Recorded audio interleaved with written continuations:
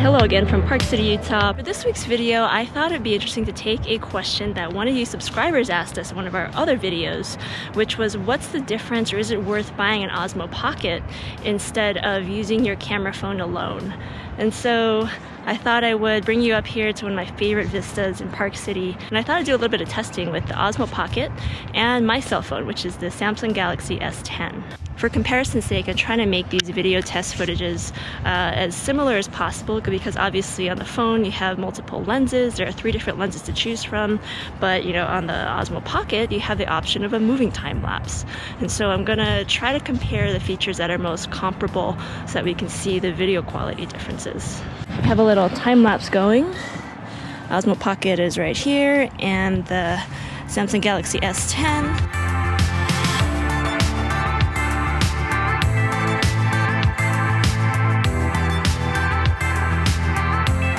While we're waiting for that time lapse to finish, I think it's worth noting a couple of things. First of all, the Osmo Pocket's been out for a little over a year now, and even though it hasn't been announced, I wouldn't be surprised if an Osmo Pocket 2 or a newer version of that camera comes out really soon, so keep your eyes out for that. Meanwhile, the Galaxy S10 is almost certainly going to be replaced soon with the S11. There are already rumors floating around about that new phone. But the thing is, when a new phone comes out, a lot of you guys don't go out and purchase a brand new phone. I actually wait between releases. I usually go every other phone before I upgrade. So for that reason, I still think it's a good thing to compare the image quality coming out of the S10. Alright, let's go ahead and talk about some of the stabilization features on both of these cameras. Starting with the Osmo Pocket, it has the very obvious stabilizer of a gimbal. So that camera that you find on the Osmo Pocket is basically the same camera that you find on a lot of drones made by DJI. Because if you're not familiar, DJI does make a lot of popular drones out there, including the Mavic Pro, which we have. So the Osmo Pocket is stabilized with that gimbal, and it's a 3-axis gimbal though, so it's not as good as a 5-axis gimbal, which gives you a little bit of extra stabilization, and it arguably is not as good as digital or optical image stabilization, which you find on a lot of other digital cameras. Now the S10, on the other hand, does not have a gimbal, but it has digital image stabilization. So that actually does a really good job, as you might see in some of this footage, of stabilizing your video. So you don't necessarily need a gimbal, and in fact, in some cases, a gimbal limits you in terms of stability, at least in my opinion. So on the S10, to access that stabilization, there is a steady shot mode, which you can enable while shooting video. You can also shoot in the super wide view on the S10, and even though you lose your autofocus, it's fine because that shot is so wide that pretty much everything is in focus anyway, and shooting in that wide mode also stabilizes your footage to a pretty good degree.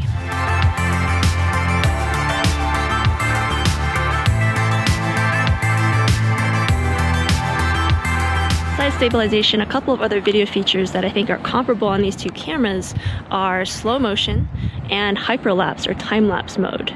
So let's start with slow motion. Both of these cameras can shoot up to 120 frames per second. The phone can also do 240 frames per second, so super slow motion. So for the sake of fairness, we will only compare the 120 frames per second slow motion, but I will pop in a little bit of slow motion at 240 just to give you a sense of what that looks like.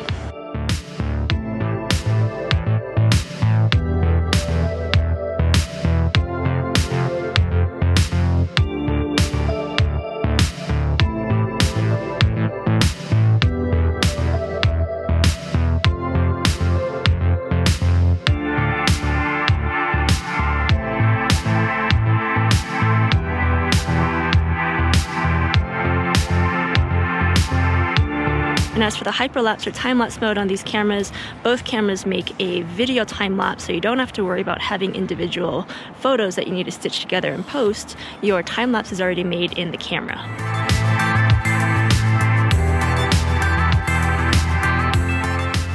But one big advantage that the Osmo Pocket has over a phone is that because of that gimbal, you can do a moving time lapse, which is really cool. It just adds a little bit of extra movement and cinematic quality to your video. Now you can also do that with a phone, but you're going to have to buy a separate gimbal to go along with it to do that. I would say at this point, a lot of smartphones, including the S10, have such good in-camera stabilization that you don't really need the gimbal for steady shots anymore, but you might need it if you want to do a moving time lapse. So as far far as gimbals for smartphones, we do have the Moza Mini S, which we love because it folds down to a really compact size. So it's really portable.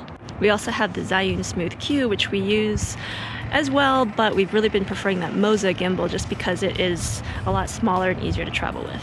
So, little pro tip, whenever I come to a new town, especially here in Park City, I always look for elevated places where I can get a really high level view of the whole town or the whole city.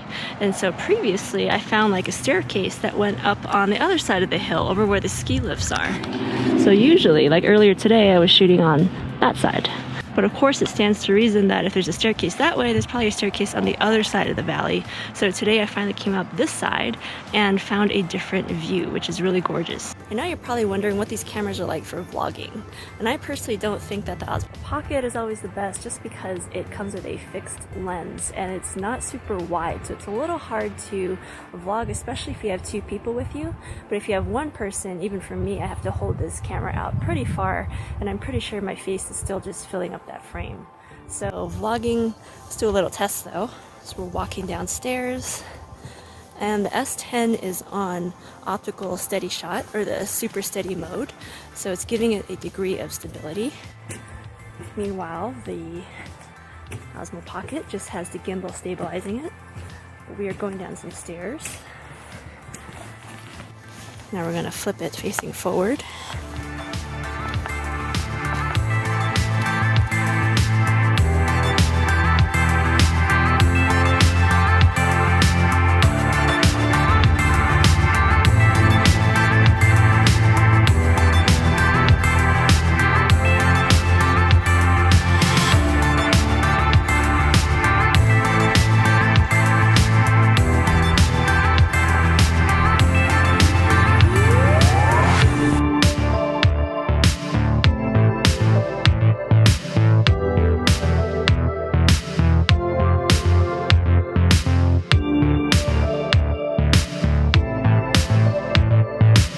Ruben is also, cinematographer is also a producer on the film. And then we have Mark Monroe. And how they're using that cover-up to be able to expand offshore oil into 95% of all U.S. waters.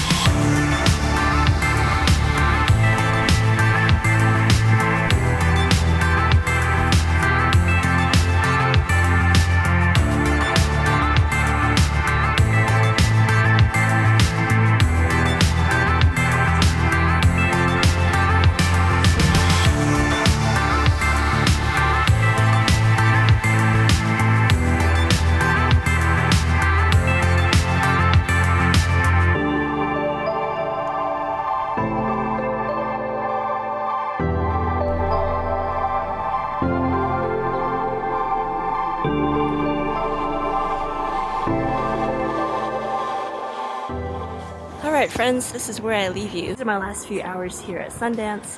About to head to the airport and get back to Seattle, but I hope that this video gave you some really good test footage and some idea of the comparison between using the Samsung Galaxy S10 and the DJI Osmo Pocket. So thank you for watching, and if you like this video, please give it a thumbs up, subscribe for more content, and I'll see you in the next video.